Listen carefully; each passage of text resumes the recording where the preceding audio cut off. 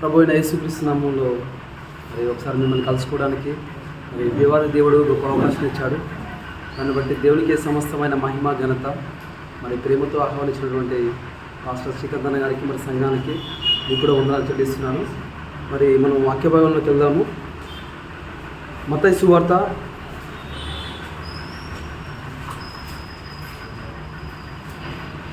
6వ అధ్యాయము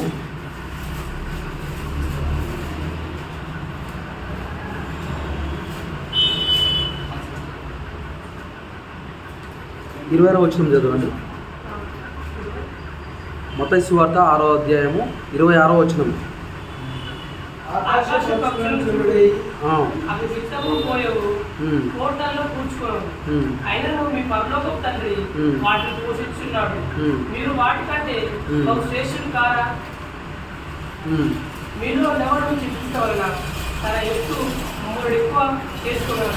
నెక్స్ట్ 34వ వచనం. మత్తయి సువార్త 6:30. రేపటిని గూర్చి చింతపడకుడి, రేపటి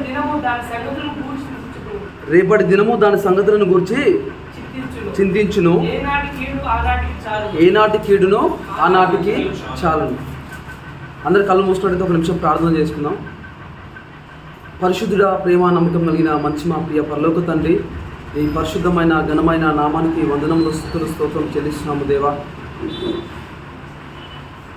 తండ్రి, నీ శిలువ చాటును నన్ను మరుగుపరుచుకుని దేవా, ఇక్కడ కూర్చున్న ప్రియ సంఘంతో నాతో మాట్లాడుతూ రమ్మని తండ్రి. ఈ వాక్యము బయలు వెళుతుండగా అందులో ఉన్నటువంటి మర్మము మీరు తెలుసుకునే కృపను దయచేయమని సమస్తమైన మహిమ ఘనత నీకే ఆరోపిస్తూ ఈ కొద్ది స్తుతి ఆరాధన యేసునామంలో అడిగి పెట్టుకుని పొందున్నాము తండ్రి. చెప్పబడిన వాక్యము చూసినట్లయితే ఆకాశ పక్షులను చూడండి, అవి విత్తవు, కోయవు, కొట్లలో కూర్చుకొనవు, ఇంకా అయినను మీ పరలోకపు తండ్రి వాటిని పోషించుచున్నాడు. ఈరోజు సమాజంలో చూసుకున్నట్లయితే 2 ఆయుధాలు మనల్ని భయపెట్టిస్తున్నాయి. ఏంటో చెప్పగలరా మీరు? 2 ఆయుధాలు లేదా 2 మాటలు చెప్పగలరా మీరేమైనా?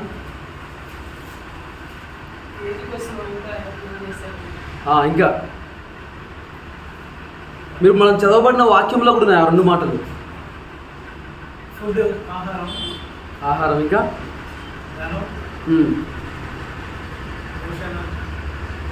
ఇంకా చూడండి, చదవబడిన లేఖన భాగంలో మనం చూసినట్లయితే మనుష్యుని లేదా ఈ ప్రపంచాన్ని శాసిస్తున్నటువంటి 2 ఆయుధాలు అయినా చూసినట్లయితే ఒకటి భయం. ఏంటిది? భయం. ఈ భయం అనే పదానికి భయపడిన వ్యక్తి అంటే ఎవరు ఉండరు, పక్కా అందరూ భయపడతారు, అవునా? ఇంకొక ఆయుధం ఏంటంటే చింత.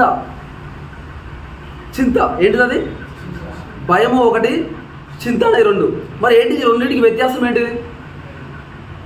ఈ రెండింటికి మధ్య తేడా ఏంటిది? అసలు భయానికి చింతకు ఉన్నటువంటి తేడా ఏంటి? కొన్ని విషయాలు భయపడాలి, తర్వాత చింతించడం. సో మనం పరిశుద్ధ లేఖనంలో చూసినట్లయితే ఫస్ట్ ప్రతి ఒక్కరి జీవితంలోకి భయం ఎంటర్ అవుతుంది. తన జీవితంలోకి భయం వచ్చి ఆ భయము మనల్ని చింతాకాంతులుగా చేస్తుంటుంది.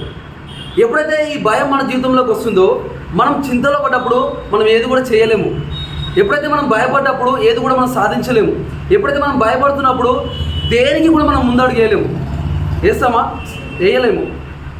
ఎప్పుడైతే ఆ భయం మన జీవితంలోకి వచ్చినప్పుడు మనం ఏం చేస్తాం? ఫస్ట్ చింతలో పడిపోతాం. ఏదైనా ఎప్పుడు చింతిస్తున్నాం, ఎప్పుడు చూసినా చింతలో ఉన్నాం, ఎప్పుడు చూసినా బాధలో ఉన్నామంటాం. అంటే ఈ భయం అనే వారధి చింత ద్వారా మనిషి యొక్క జీవితాన్ని పతనం చేస్తున్నట్టుగా చూస్తున్నాం. సో ఈరోజు దేవుడు ఇక్కడ కూర్చున్న ప్రతి వ్యక్తి ద్వారా ఆ భయంలో నుంచి దూరపరచడానికి, ఆ చింతలో నుంచి తీసివేయడానికి దేవుడు మనతో మాట్లాడడానికి ఇష్టపడుతూ ఉన్నాడు. ఎప్పుడైనా మీరు ఎప్పుడైనా ఎదురు చూశారా భయం గురించి? ఒకవేళ ఎగ్జామ్లో నేను భయం అవుతానండి, ఒకవేళ నేను ఏం సాధించలేకపోతే భయపడుతుంటాం. ఒకవేళ మనం బయటకు వెళ్తున్నప్పుడు మన జీవితం ఏందో మనకు అర్థం కానప్పుడు చింతలో పడిపోతాం. ఏదో ఆలోచించుకుంటూ మనం ముందుకెళ్తుంటాం.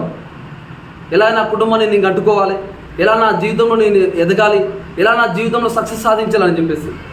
సో ఇక్కడ లేఖనంలో చూసినట్టు చూడండి ఏమన్నది ఇక్కడ, ఆకాశ పక్షులను చూడుడి, అవి విత్తవు, కోయవు, కొట్టలో కూర్చుకొనవు, అయినను మీ పరలోకపు తండ్రి వాటిని పోషించుచున్నాడు, మీరు వాటికంటే బహుశ్రేష్ఠులు కారా అని దేవుని వాక్యం సెలవిస్తుంది. ఈరోజు మనం ఎవరమంట? బహుశ్రేష్ఠులము. బహుశ్రేష్ఠులం అయినప్పటికీ కూడా మనం ఎంతగానో బాధపడుతూ ఉన్నాం.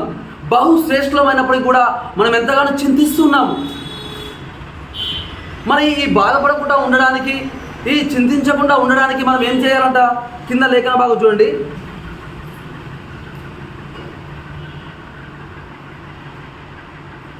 32-33 చదవండి. ఇవన్నీ మీకు కావాలననియు మీ పరలోకపు తండ్రికి తెలియను, కాబట్టి మీరు ఆయన రాజ్యమును నీతిని మొదట వెతుకుడి, అప్పుడు అవన్నీ మీకు అనుగ్రహించబడును అని చెప్తూ రేపటిని గూర్చి చింతించకూడి అని చెప్తున్నాడు. మనకి ఏమైతే కావాలో, మనకి ఏమైతే అవసరం ఉన్నాయో అవన్నీ ఎవరికి తెలుసంట? మన పరలోకపు తండ్రికి తెలుసు. కాబట్టి ఆ పరలోకపు తండ్రి లేదా ఆ పరలోకమందున దేవుడు ఏం సెలవిస్తున్నారో తెలుసా? మీరు ఏమంటున్నారు? ఆయన యొక్క రాజ్యముని, ఆయన యొక్క నీతిని. మనం ఎప్పుడైతే దేవుని రాజ్యాన్ని గురించి వెతుకుతామో, ఎప్పుడైతే మనం దేవుని గురించి విచారిస్తామో, ఎప్పుడైతే దేవుని గురించి మనం కనుగొంటామో, అప్పుడు దేవుడు మనకి ఏమైతే కావాలో అవన్నీ కూడా సిద్ధపరుస్తాడు. ఎందుకంటే ఆకాశ పక్షులు చూసినట్లయితే అవి పని చేసుకోలేవు, అవి పోషణ కోసం ఏ పని కూడా చేయవు. కానీ ఆకాశ పక్షులను పోషించేటటువంటి దేవుడు అంతకంటే శ్రేష్టమైనటువంటి, అంతకంటే బహుశ్రేష్టమైనటువంటి ఇక్కడ కూర్చొని ఉన్న నిన్ను నన్ను పోషించడానికి ఆ దేవుడు ఎంతగానో ఒక ప్రణాళిక ద్వారా సిద్ధపాటు చేశాడు. చూడండి ఒకసారి చివరి వచనం చూడండి, ఎంత ఆశ్చర్యంగా రాయబడదు చూడండి. చూడండి, రేపటిని గూర్చి చింతించకుడి. అక్కడి వరకు చాలా బాగుంది. రేపటిని గూర్చి చింతించకుడి, అక్కడ వరకు చాలా బాగుంది. కింద వచనం చూడండి, రేపటి దినము దాని సంగతులను గూర్చి చింతించుడు. ఇక్కడ నువ్వు చింతించాలని ఉందా? ఆ రేపటి దినం అది చింతిస్తుందని ఉందా? రేపటి దినం అంట మన కోసము చింతిస్తుందంట. అయ్యో, నేను ఎలా శ్రీకాంత్ భాష గారిని పోషించాలి, వాళ్ళ సంఘంలో ఉన్న ప్రతి ఒక్కరిని ఎలా నేను పోషించాలని చెప్పేసి ఎవరు చింతిస్తున్నారు? పాస్టర్ గారు చింతిస్తున్నారా? ఆ దినము చింతిస్తుందా? ఆ దినము చింతిస్తుంది. కానీ మనం ఏం చేస్తాము? మనం చింతిస్తాము. అయ్యో, నేను ఎగ్జామ్లో ఎలా పాస్ కావాలి, అయ్యో నేను ఊరికి వెళ్ళడానికి నాకు డబ్బులు ఎలా కావాలి, అయ్యో నా కుటుంబాన్ని నేను కట్టుకోవడానికి నాకు పోషణ ఎలా కావాలి. మీరు ఆ 5 వచనం చదవండి. చూడండి, ఆ 31వ వచనం చూడండి. కాబట్టి ఏమి తిందుమో, ఏమి త్రాగుదుమో, ఏమి ధరించుకుందుమో అని చింతించకుడి. అన్యజనులు వీటన్నిటి విషయమై విచారించుదురు. అన్యజనులు ఏం చేస్తారంట? ఏమి తిందుమో, ఏమి త్రాగుదుమో, ఏమి ధరించుకుందామో. ఒక వ్యక్తి యొక్క జీవన శైలి చూసినట్లయితే ఎప్పుడైతే మనం లేవగానే ఫస్ట్ ఏం తినాలి, ఆ తర్వాత ఏం తాగాలి, ఆ తర్వాత ఏం ధరించుకోవాలి. అంటే ఇదంతా కూడా దేని మీద ఆధారపడింది? మన యొక్క దేహం, మన మీద ఆధారపడింది. కానీ దేవుడు ఏం చెప్తుండో, ఆ పరలోకమందున దేవుడు ఏం చెప్తుండో? ఆయన రాజ్యమును, ఆయన నీతిని. ఎప్పుడైతే మనం దేవుని గురించి వెతుకుతామో, ఎప్పుడైతే ఆ యొక్క పరలోక సంబంధమైన పట్టణం గురించి ఆలోచిస్తామో, ఆ దేవుడు మన కోసము ఈ యొక్క కాలానికి అప్పచెప్పాడు. ఈరోజు నా ప్రియ బిడ్డ లేవగానే తనకేం కావాలో నువ్వు సిద్ధపరచు అని చెప్పి ఎవరికి అప్పచెప్పాడు? కాలాలకు అప్పచెప్పాడు. దీని గురించి ఎప్పుడైనా మీరు ఆలోచించారా? పరిశుద్ధ గ్రంథంలో రాయబడింది, దేవుడు నిన్న నేడు రేపు నిరంతరము ఏకరీతిగా ఉన్న దేవుడు. ఈ విధంగా ఏకరీతిగా ఉన్న దేవుడు నీ గురించి ఒక ప్రత్యేకమైన ప్రణాళిక కలిగి ఉన్నాడు. నీ గురించి ఒక ప్రత్యేకమైన ఉద్దేశాన్ని కలిగి ఉన్నాడు. నీ గురించి ఒక ప్రత్యేకమైన ప్రణాళిక వేసుకొని నేను ఎలా తన యొక్క ప్రణాళికలో నడిపించాలని చెప్పేసి, నేను ఎలా తన ప్రణాళికలో నేను వర్ధిల్లింపజేయాలని చెప్పేసి దేవుడు ఒక ఉద్దేశాన్ని కలిగి ఉన్నాడు. కానీ మనం లేవని ఏం చేసుకుంటాం? మనం ఒక టైం టేబుల్ వేసుకుంటాం, మనం ఒక ప్రణాళిక వేసుకుంటాం, మనం ఒక ఉద్దేశాన్ని కలిగి ఉంటాం. కానీ దేవుడు నీ ఎడల ఒక గొప్ప ప్రణాళిక కలిగి ఉన్నాడు. కాబట్టి అక్కడ ఏమంటున్నాడు? మీరు ఆకాశ పక్షుల కంటే బహుశ్రేష్ఠులు కారా. ఈరోజు చాలామంది ఏం చేస్తాము? చిలక జోస్యం చెప్పుకుంటారు. అక్కడ బస్ స్టాండ్ సైడ్ వెళ్తుంటే ఏం చేస్తారు? అబ్బాయి చిలక జీవితం ఎంత బాగుంది అనుకుంటాం. కానీ చిలకకి ఎలా ఉంటుంది? నన్ను వదిలిపెడితే నేను ఎక్కడ ఆకాశంలో ఎగరాలని అనుకుంటుంది. అంటే మనము కూడా దేవుడు లేకుండా, మనము కూడా దేవుని ప్రార్థన జీవితం లేకుండా, మన జీవితంలో దేవుని వాక్యం లేకుండా, మన జీవితంలో దేవుని గురించి మనం ఆలోచించినప్పుడు ఆ యొక్క శాంతి, ఆ యొక్క సమాధానం అనేది మన జీవితంలో కలగదు. ఇక్కడ కలుగుతుందని చెప్తుందా, కలగదని చెప్తుందా? మీరు ఆయన రాజ్యము గురించి, ఆయన నీతి గురించి మీరు వెతకండి. రేపటి దినము ఆ సంగతుల గురించి అది చింతిస్తుందట. మీరు చింతించొద్దని చెప్తున్నాడు. కానీ ఈరోజు ప్రతి మనిషి కూడా చింతిస్తూ తన యొక్క జీవితాన్ని పతనం చేసుకుంటున్నాడు, చింతిస్తూ తన యొక్క జీవితాన్ని నాశనం చేసుకుంటున్నాడు. ఒకవేళ ఒక అమ్మాయి రిజెక్ట్ చేస్తే, ఒక జాబ్లో ఒక మేనేజర్ మనం రిజెక్ట్ చేస్తే, ఒక ఇంటర్వ్యూలో మనం రిజెక్ట్ అయితే మనం ఏం చేస్తాం? ఫస్ట్ పని మనం చింతిస్తాం, అయ్యో నేను దానికి సరిపోయే వ్యక్తిగా లేను, అయ్యో నేను నీకు సామర్థ్యం నాకు లేదని అనుకుంటాం. కానీ దేవుని వాక్యం ఏం సెలవుస్తుంది?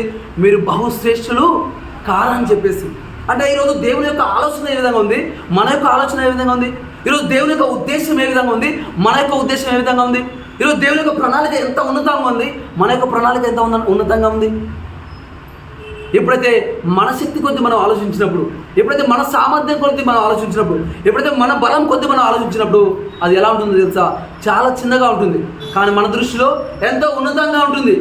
ఈరోజు ఇంటర్వ్యూకి వెళ్తున్నప్పుడు నాకెంతో టాలెంట్ ఉంది, నాకెంతో పర్సంటేజ్ ఉంది, నాకెంతో సామర్థ్యం ఉందని చెప్పేసి నువ్వు చదువుతున్నావు, ఎగ్జామ్కి వెళ్ళినప్పటికీ, ఇంటర్వ్యూకి వెళ్ళినప్పటికీ, ఒకవేళ నువ్వు ఏ పనికి వెళ్ళినప్పటికీ, ఒకవేళ ఆ పనిలో నువ్వు రిజెక్ట్ చేయబడితే, ఆ పనిలో నువ్వు తృణీకరించబడితే, అప్పుడు నీ యొక్క సామర్థ్యం ఎంతైతే తెలుసా? చాలా చిన్నగా అవుతుంది. కానీ దేవుడు నీ సామర్థ్యాన్ని బట్టి చూడట్లేదు, కానీ దేవుడు తన యొక్క ప్రోలికలో, తన యొక్క రూపంలో చెక్కబడినటువంటి నీవు, తన యొక్క స్వరూపంలో ఉన్నటువంటి నిన్ను చూస్తూ దేవుడు తన ఆలోచన ప్రకారం నిన్ను అంచనా వేస్తున్నాడు. మీరు ఆకాశ పక్షులను చూడండి, వాటికంటే బహుశ్రేష్ఠులు. ఇంతకాలంగా నీ యొక్క సామర్థ్యాన్ని నువ్వు అంచనా వేసుకున్నావేమో, ఇంతకాలంగా నీకు నీవుగా అంచనా వేసుకున్నావేమో, కానీ ఈరోజు దేవుని వాక్యం సెలవిస్తుంది, ఆయన రాజ్యాన్ని, ఆయన నీతిని మీరు మొదట వెతకాలి. నువ్వు ఈరోజు ఉదయకాలం లేవగానే ఆయన సన్నిధిలో నువ్వు ప్రార్థన చేయాలి. ఉదయకాలం నువ్వు లేవగానే దేవుని యొక్క సన్నిధిలో నువ్వు మోకరించాలి. ఎప్పుడైతే నువ్వు ప్రార్థన చేస్తున్నప్పుడు, ఆయన రాజ్యాన్ని వెతుకుతున్నప్పుడు, ఎప్పుడైతే నువ్వు ప్రార్థిస్తున్నప్పుడు, ఆయన నీతిని వెతుకుతున్నప్పుడు, అంటే ఈ ప్రపంచంలో ప్రశస్తమైంది, ఉన్నతమైంది, అత్యధికమైంది ఏమైనా ఉందా అంటే అది కేవలం దేవుడు మాత్రమే. ఎప్పుడైతే ఆ దేవుణ్ణి నువ్వు అంత ఉన్నతంగా నువ్వు ఆలోచిస్తావో, ఆ దేవుడు నీ ఎడల నువ్వు ప్రార్థన చేయకముందే, ఆ దేవుడు నువ్వు వాక్యం చదవకముందే, నీ తల్లి గర్భంలో నిన్ను రూపించినప్పుడే నీ ఎడలకు గొప్ప ప్రణాళిక కలిగి ఉన్నాడు. హల్లెలూయా. అందుకని దేవుడు ఆ ఉద్దేశంతో చెప్తున్నాడు, ఆకాశ పక్షులను చూడండి, అవి విత్తవు పోయవు, మీరు వాటికంటే బహుశ్రేష్ఠులు కారా. కాబట్టి మీరు ఏం చేయొద్దు, రేపటి గురించి చింతించొద్దు. ఒకవేళ ఇక్కడ ఒక చిన్న బాబు ఉన్నాడు, ఆయన రేపటి గురించి మా అమ్మ నాకు ఎలా నాకు ఆహారం సిద్ధపరుస్తుందో, ఎలా నాకు పాలిస్తుందో, ఎలా నాకు స్నాక్స్ కొనిస్తుందో అని ఆలోచిస్తాడా? కానీ మనం ఆలోచిస్తున్నాము అంటే మన యొక్క లెవెల్స్ ఐక్యూ ఎక్కువ ఉందా, ఆయన యొక్క లెవెల్స్ ఐక్యూ ఎక్కువగా ఉందా? మనది ఎక్కువగా ఉన్నట్టు కనిపిస్తుంది, కానీ అతనికంటే చాలా చిన్నగా ఉంది. తను ఎంతగానో చింతిస్తలేడు, భయపడతలేడు. తను ఏం చేస్తాడు? ఉదయం లేస్తాడు, తర్వాత తింటాడు, హాయిగా పడుకుంటాడు. దేని గురించి ఆలోచిస్తున్నాడా? దేని గురించి భయపడుతున్నాడా? ఎందుకు? దేవుడు ఒక దృఢమైన సంకల్పాన్ని, ఒక నిశ్చయం తన ఉదయంతరంలో పెట్టాడు. నీకు అమ్మ ఉంది, నాన్నున్నారు, వాళ్ళని సమయానికి పోషిస్తారు, సమయానికి నీకు ఫుడ్ ఇస్తారు, సమయానికి నిన్ను పడుకోబెడతారు, సమయానికి నేను లేపుతారు, సమయానికి నీకు మంచి వస్త్రాలు ఇస్తారు, సమయానికి నీకు మంచి పానీయాలు ఇస్తారని చెప్పి దేవుడు ఒక నిశ్చయతని తన హృదయంతరంలో పెట్టాడు. తనకు తెలుసా? మా అమ్మ పనికి వెళ్ళి ఎంతో డబ్బు తీసుకొచ్చి నాకు మంచి వస్త్రాలు వస్తాయని తనకు తెలుసా? తన అడగక మునిపే తన తల్లి ఏం చేస్తుంది? తనకు అన్నీ కూడా సమకూరుస్తుంది.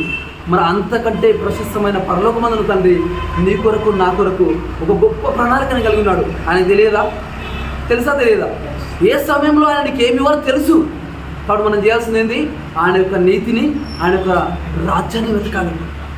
హల్లెలూయా. ఆయన నీతి ఏదో కాదు, దేవుని వాక్యమే ఉంది. ఆయన రాజ్యం ఏదో కాదు, దేవుని వాక్యమై ఉంది.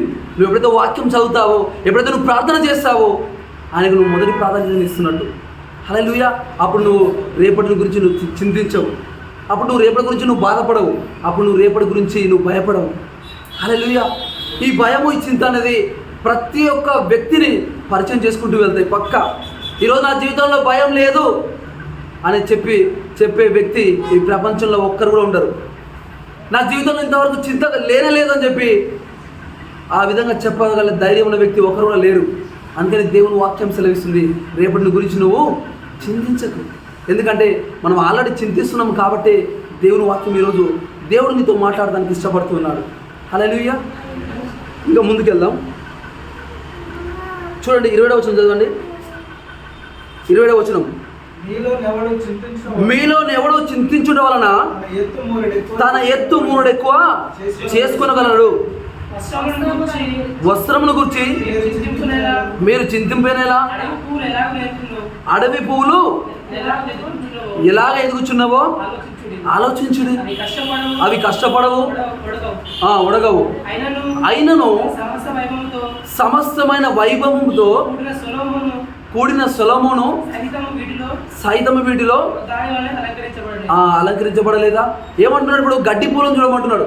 నిజంగా మనం వెళ్తున్నప్పుడు పచ్చికపాయలు ఏం చూస్తాం? గడ్డి పూలను చూస్తాం. అవి ఎంత అందంగా ఉంటాయి. వాడికి ఒక రైతు ఉన్నాడా? ఒక తోటమాల ఏమైనా ఉన్నాడా? దానికి ఏమైనా టయానికి కత్తిరియడము, టయానికి నీళ్ళు పోయడము, టయానికి ఎరువులు వేయడం అని చేస్తున్నాడా? అవి ఎలా ఉన్నాయంట? ఎంతో అలంకరించబడినాయంట. మరి మీరు వాటికంటే శ్రేష్ఠులు గారా? మన మీ వస్త్రాల గురించి చింతింపనేలా మీరు? మీ యొక్క చింత మనం చింత ఎక్కువ చింతిస్తే ఏమవుతుందంట? మనకు చింత ఎంత అవుతుందంట? మూరెడు ఎక్కువైందంట. అంటే ఫస్ట్ చింత గిద్ద ఉంటే అది కొంచెం తర్వాత ఏమైంది? జానడు అవుతుంది, తర్వాత మూరెడు అవుతుంది, తర్వాత బారెడు అవుతుంది. అంటే ఆ విధంగా మనం చింతించడం వల్ల ఏమవుతుంది? మనకు సమస్యను ఇంకా ఎక్కువగా మనం ఆలోచిస్తుంది తప్ప మనం దాన్ని తీసేసుకునే సామర్థ్యం మనలో పెరుగుతుందా? పెరగట్లే. ఇప్పుడు మనకు ఆకలైంది, మనం ఏం చేస్తాం? అన్నం వండుకుంటాం, లేదా రెడీమేడ్గా దొరికితే తెచ్చుకుంటాం. అప్పుడు తినడం వల్ల ఏమవుతుంది? మనకు ఆకలి తీరుతుంది.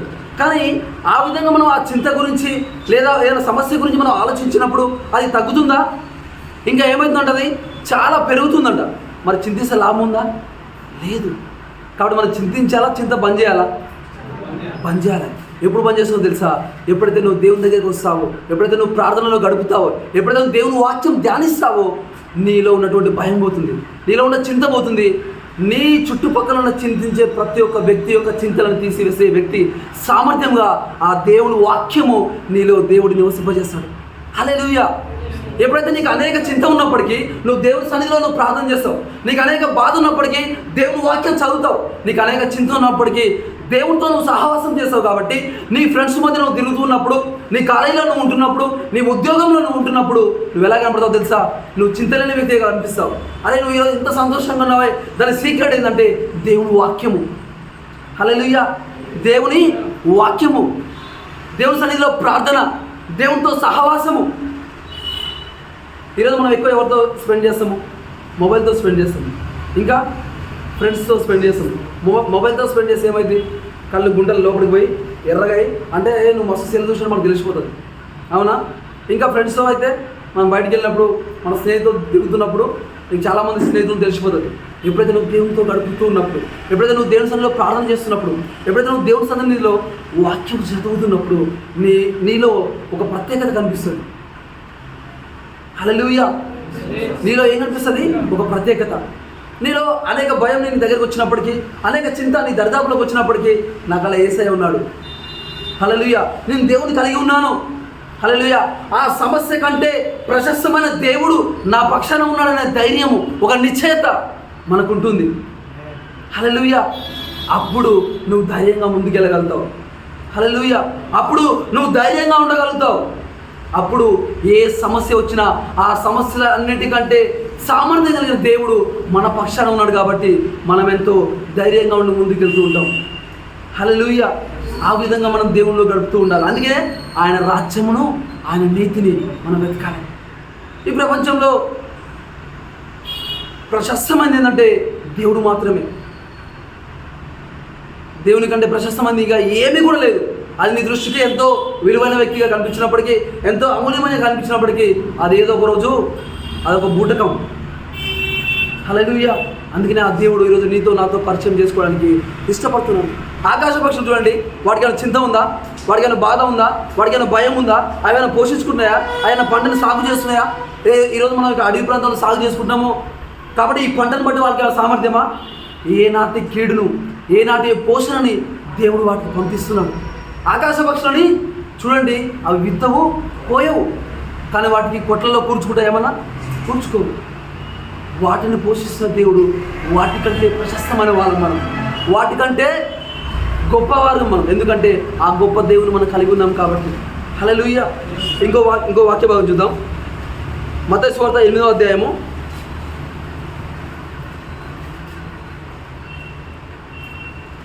18వ వచనం చదవండి. యేసు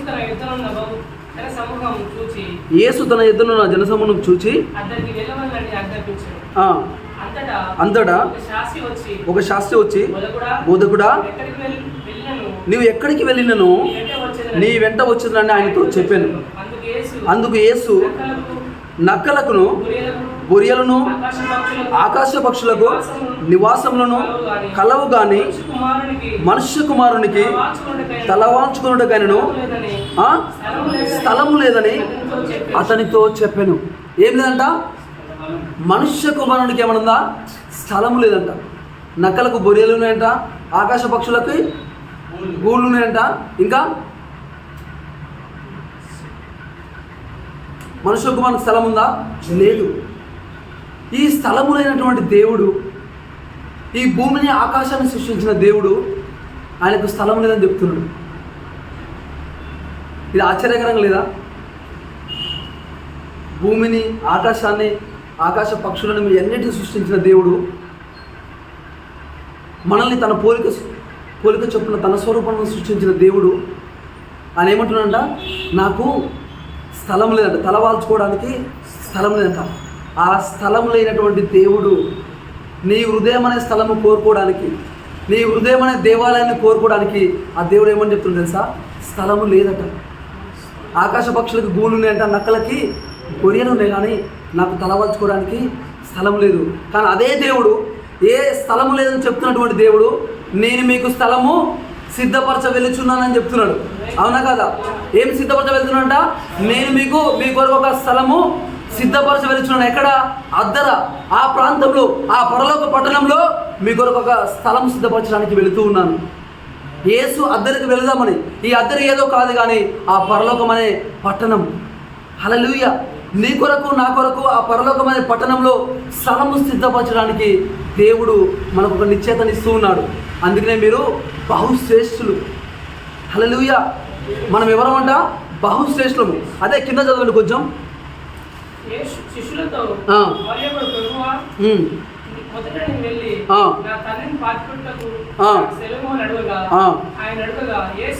యేసు అది చూచి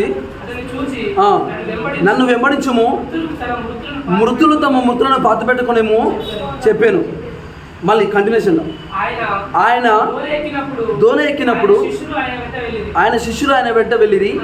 అంతటా సముద్రం మీద తుఫాను లేచినందున ఆ దోణి అలల చేత కప్పబడను.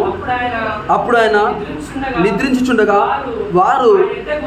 వారి ఎద్దకు వచ్చి, ప్రభువా, నశించిపోచున్నాము, మమ్ము రక్షించుమని చెప్పి ఆయన లేపి. చాలు.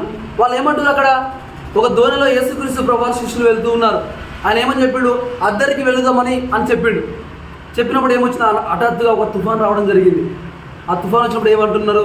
ప్రభువా, మేము నశించిపోతున్నాము, మమ్మల్ని రక్షించుము. ఈ లోకంలో ప్రజలు భయం చేత నశించిపోతున్నారు. ఈ లోకంలో ప్రజలు చింత చేత నశించిపోతున్నారు. ఇటువంటి ప్రజలను రక్షించడానికి దేవుడు ఈ భూమి మీదకి వచ్చాడు. హల్లెలూయా! ఇటువంటి ప్రజలు నశించిపోతున్నారు చూడడం కోసం, వారికి ఒక దృఢమైన నిశ్చయాన్ని ఇవ్వడానికి, వారి పక్షాన నేను ఉన్నానని చెప్పడానికి ఆ పరలోకమందు ఉన్నటువంటి దేవుడు ఈ భూమి మీదకి నీ కొరకు, నా కొరకు వచ్చాడు. హల్లెలూయా! నీ కొరకు, నా కొరకు వచ్చి ఆయన ఏమని చెప్తున్నాడు? నువ్వు భయపడకూడదు, నువ్వు చింతించకూడదు. ఎందుకు? ఆ రెండింటి నుంచి రక్షించగల దేవుడు ఎవరంటే కేవలం యేసుక్రీస్తు ప్రభువారు మాత్రమే. హల్లెలూయా! స్థలం లేని ఆ దేవుడు నీ హృదయం అనే స్థలము కోరుకుంటూ నీ కొరకు, నా కొరకు ఆ అద్దరిలో, ఆ పరలోకం అనే పట్టణంలో ఒక స్థలాన్ని సిద్ధపరచడానికి దేవుడు ఈ భూమి మీద ఒక మాదిరిని, ఆయన ఏదైతే చెప్పాడో అదే చూపడానికి ఈ భూమి మీదకి వచ్చాడు. హల్లెలూయా! అటువంటి దేవుడు కింద ఏమని చెప్తుందో చూడండి. అది చూడండి, 26వ వచనం చూడండి. అందుకు ఆయన, అల్ప విశ్వాసులారా ఎందుకు భయపడుచున్నారని వారితో చెప్పి గద్దించగా మిక్కిలి నిమ్మలమాయను. ఆయన ఏం చేసిండండి? ఆ గాలిని, ఆ సముద్రాన్ని గద్దించు. అప్పుడు ఏమైనా అవన్నీ కూడా నిమ్మలమైనవి. కానీ దానిపైన ఒక కొటేషన్ వాడుతున్నాడు దేవుడు. మనం ఎవరమంట? అల్ప విశ్వాసులారా. ఈ లోకంలో మనకు దేవుడు పరిచయం కావచ్చు, ఒకవేళ పరిచయం కాకపోవచ్చు. ఈరోజు దేవుని తెలుసుకున్న వారు ఉండొచ్చు, తెలుసుకోలేని వాళ్ళు ఉండొచ్చు. ఒకవేళ తెలుసుకోలేని వాళ్ళు భయపడాలంటే ఒక రీజన్ ఉంది. ఎందుకంటే వాళ్ళకి దేవుడు తెలియదు. ఈరోజు దేవుడు తెలిసిన మనము కూడా అనేకసార్లు చింతిస్తూ ఉన్నాము, అనేకసార్లు భయపడుతూ ఉన్నాము. మన పనులను బట్టి, మన ఉద్యోగాన్ని బట్టి, మన స్థితిగతులను బట్టి, మన అనారోగ్య స్థితిని బట్టి మనం ఏం చేస్తున్నాము? భయపడుతున్నాం. అయ్యో నాకు అనారోగ్యం ఉంది, నేను ఏమైపోతాను అని చెప్పేసి. అయ్యో నాకు ఈ అప్పులు ఉన్నాయే, నాకు ఏమైపోతున్నాను భయపడుతున్నాం. అయ్యో నాకు ఈ చదువు లేదే అని భయపడుతున్నాం. అయ్యో నాకు ఉద్యోగం లేదే అని భయపడుతున్నాం, చింతిస్తున్నాం. అందుకనే ఆ దేవుడు ఈరోజు ఏమంటున్నాడు తెలుసా? అల్ప విశ్వాసులారా భయపడకూడదు. అల్ప విశ్వాసులారా భయపడకూడదు, రేపటి గురించి చింతించకూడదు. ఈ సీక్రెట్ తెలుసుకున్న మనము యేసుక్రీస్తు ప్రభువులో మనం ముందుకు వెళ్తున్నప్పుడు అనేకులు భయపడే వ్యక్తులు మనకు పరిచయమైనప్పటికీ, అనేకులు భయపెట్టే వ్యక్తులు మనకు పరిచయమైనప్పటికీ, అనేకులు చింతించే వ్యక్తులు మనకు పరిచయమైనప్పటికీ, అనేక చింతలు మన దరి చేరినప్పటికీ, ఆ చింతలన్నీ తీసివేయగల దేవుడు, ఆ భయాన్ని పోగొట్టగల దేవుడు నా పక్షాన ఉన్నాడని చెప్పేసి ఆ దృఢమైన సంకల్పంతో మనం ఏం చేయాలి? ముందుకు వెళ్ళాలి. హల్లెలూయా, హల్లెలూయా. ఈరోజు మన సీక్రెట్ ఏంటి తెలుసా? ఆ భయం అనే వెపన్ మనల్ని అడ్డుకున్నప్పటికీ, ఆ చింత అనే వెపన్ మనల్ని అడ్డుకున్నప్పటికీ మనం భయపడాలా? నో. మనం బాధపడాలా? మనం ఏం వెతకాలి? ఆయన రాజ్యాన్ని, ఆయన నీతిని, ఆయన రాజ్యాన్ని, ఆయన నీతిని. ఎందుకో తెలుసా? ఎప్పుడైతే మనం దేవుని సన్నిధిలో మనం మోకరిస్తామో, ఎప్పుడైతే దేవుని సన్నిధిలో మనం ప్రార్థన చేస్తామో, ఎప్పుడు దేవుని సన్నిధిలో మనం వాక్యాన్ని చదువుతామో, ఆయన మన కోసం సమస్తాన్ని కూడా సిద్ధపడి చేశాడు. అవునా కాదా? 1 పేతురు 5:7 చదవండి. 1 పేతురు 5:7.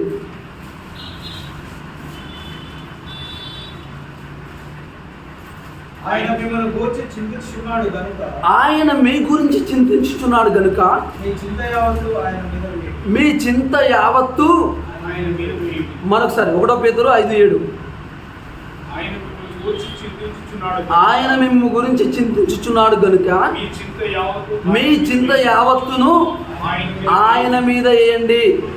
ఇక్కడ మీ గురించి చింతిస్తున్నాడు దగ్గర మీ గురించి లక్ష్యము చేస్తున్నాడు, మీ గురించి లక్ష్యము చేస్తున్నాడట. 1 పేతురు 5:7. ఆయన మీ గురించి చింతిస్తున్నాడు కాబట్టి మీ చింత యావత్తు ఆయన మీద వేయండి. ఈరోజు ఆ చింతను మనం భరించాలా? దేవుని మీద వేయాలా? హల్లెలూయా, హల్లెలూయా.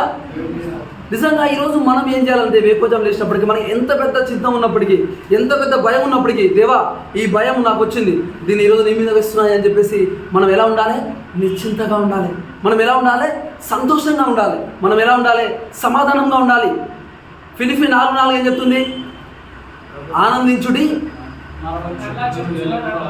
ప్రభువునందు ఆనందించుడి, మరలా చెప్తున్నాను ఆనందించుడి అని ఉంది. అంటే మనం ఏం చేసే వ్యక్తిగా ఉండాలి? ఆనందించే వ్యక్తిగా ఉండాలి. ఎప్పుడు ఆనందించమో తెలుసా? నువ్వు దేవుని సన్నిధికి రానప్పుడు. నీలో మన జీవితంలో ఎప్పుడు ఆనందం ఉండదో తెలుసా? దేవుని వాక్యం చదవనప్పుడు. మన జీవితంలో ఎప్పుడు ఆనందం ఉండదో తెలుసా? దేవుని సన్నిధికి రానప్పుడు, ఆయనని ఆరాధించినప్పుడు మన జీవితంలో భయం ఎంటర్ అవుతుంది, మన జీవితంలో చింత ఎంటర్ అవుతుంది. మనం చింత గురించి ఆలోచిస్తుంటాం, భయం గురించి ఆలోచిస్తూ మన యొక్క ఆ చింతని మూరడు ఎక్కువ చేసుకుంటూ ఉంటాం. కానీ ఎప్పుడైతే ఆ భయాన్ని పోగొట్టే దేవుని చింతకు మనం వస్తామో, ఆ చింతని పారదోలే దేవుని చింతకు మనం వస్తామో, ఎంతో సంతోషంగా ఉండగలుగుతాం, ఎంతో సమాధానంగా ఉండగలుగుతాం. హల్లెలూయా. ఈరోజు ఇక్కడ కూర్చున్న మనము ఎప్పుడైతే సువార్తకు వెళ్తూ ఉన్నప్పుడు, ఎప్పుడైతే మన ప్రభు గురించి మనం ప్రకటిస్తూ ఉన్నప్పుడు, ఎప్పుడైతే మన దేవుని గురించి మనం ధైర్యంగా చెప్తున్నప్పుడు మనకు హృదయంలో ఏముండాలి?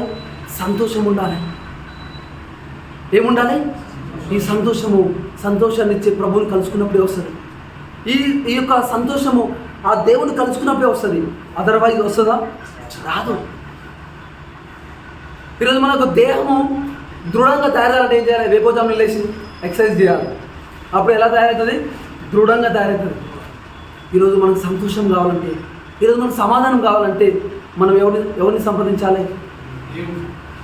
రాజులకు రాజైన, ప్రభులకు ప్రభు అయిన, సకల శరాశులు సృష్టించిన దేవుడు, నిన్ను నన్ను తన పోలికలో సృష్టించిన దేవుడు, ఆ ప్రభువుని మనం కలుసుకున్నప్పుడు ఆయన సంతోషాన్ని ఇస్తాడు, ఆయన సమాధానాన్ని ఇస్తాడు.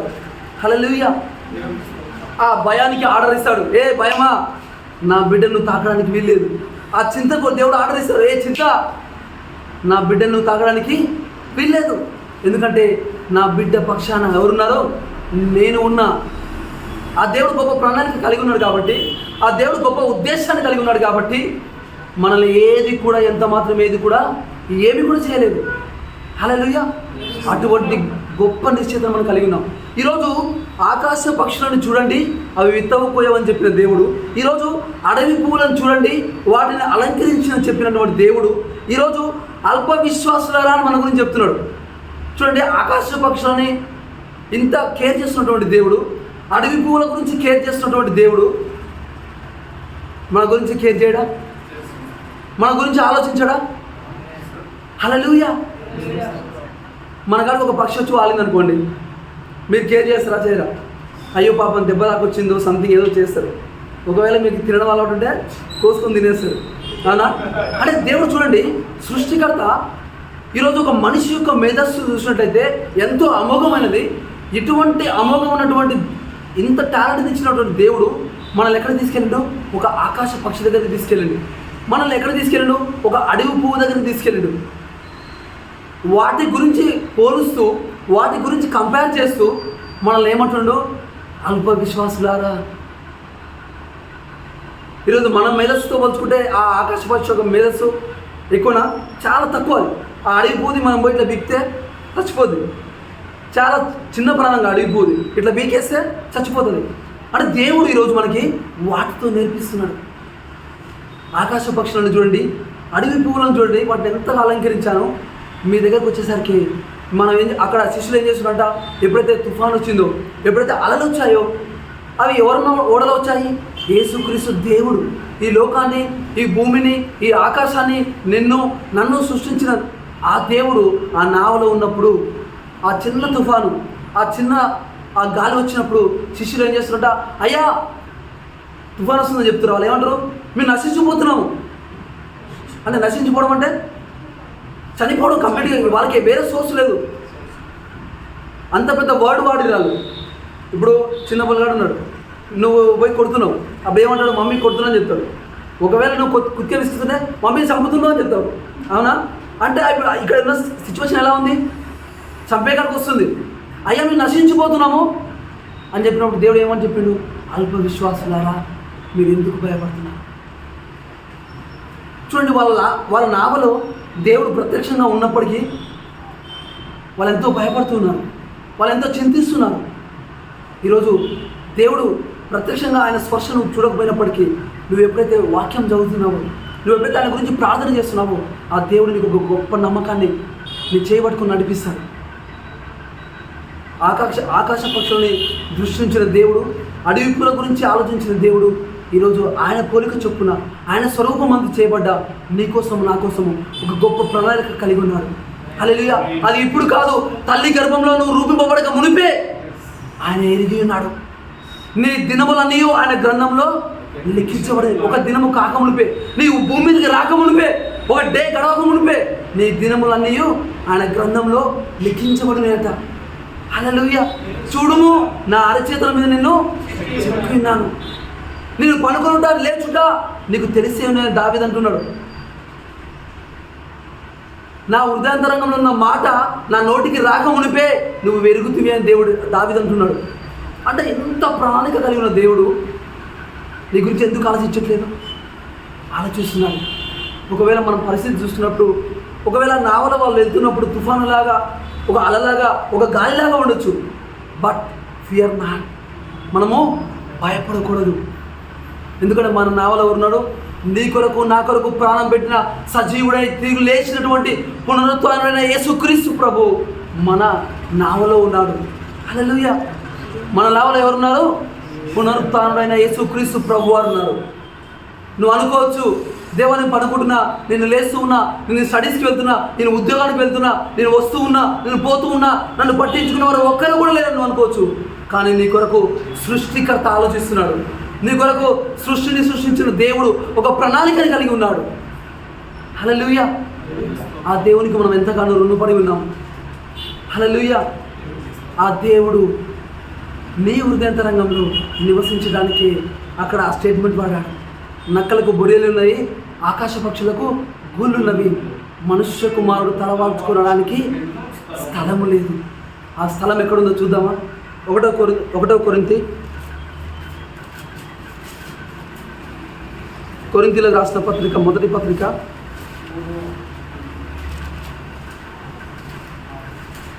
2వ అధ్యాయము 16-17 నుంచి చదువుతాం చూడండి. మీరు దేవుని ఆలయమై ఉన్నారనియో, దేవుని ఆత్మ మీలో నివసించుచున్నాడనియో మీరు ఎరుగరా? ఎవడైనాను కింది వచనం చదవండి. మీరు ఆ ఆలయమై ఉన్నారు. ఏంటంటే మీరు ఇక్కడ వచనము, మీరు దేవుని ఆలయమై ఉన్నారని, మీరు దేవుని ఆత్మ మీలో నివసించుచున్నారని మీరు ఎరుగరా? 3:16 1 కొరింథీ 3:16 మీరు దేవుని ఆలయమై ఉన్నారనియు దేవుని ఆత్మ మీలో నివసించుచున్నాడనియు మీరు ఎరుగరా? ఎవడైనాను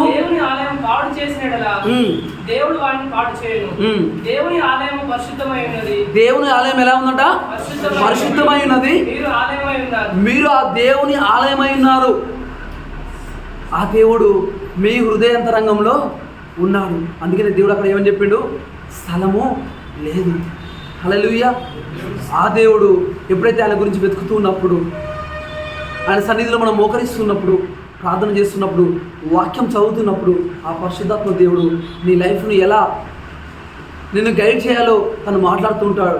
నీకు ఆలోచన కలగజేస్తూ ఉంటాడు. నీలో ధైర్యాన్ని నింపుతాడు, నీలో సంతోషాన్ని నింపుతాడు, నీలో సమాధానాన్ని నింపుతాడు.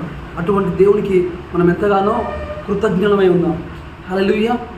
ఈ చిన్న వాక్యము దేవుడు మన యొక్క వినికిడిలో దీవిస్తూ మన జీవితాలలో ఎప్పుడు భయం వచ్చినప్పటికీ, ఎప్పుడు చింత వచ్చినప్పటికీ అవన్నిటిని కూడా పాలదోలే వాటన్నిటికంటే సామర్థ్యం గల దేవుడు, మనకు సామర్థ్యాన్ని ఇచ్చేటటువంటి దేవుడు మన పక్షాన ఉన్నాడని చెప్పి మీరు ఎప్పుడు కూడా మర్చిపోకూడదు.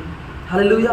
ఎంత క్లిష్టమైన పరిస్థితి వచ్చినప్పటికీ, దేవా ఈ భయంలో నుంచి తీసివేయగల దేవుడవు నీవు ఒక్కడవే అని చెప్పేసి నువ్వు ఎప్పుడు ధైర్యాన్ని తెచ్చుకోవాలి. మనం ఎప్పుడు ఏం చేయాలి? ఆయన రాజ్యాన్ని, ఆయన నీతిని, దేవుని గురించి వెతుకుతూ మనం మన ఆధ్యాత్మిక జీవితాన్ని ముందుకు తీసుకెళ్తూ ఉండాలి. హల్లెలూయా. ఆయనకు కృప మనందరికీ తోడే ఉంటుంది. Thank you.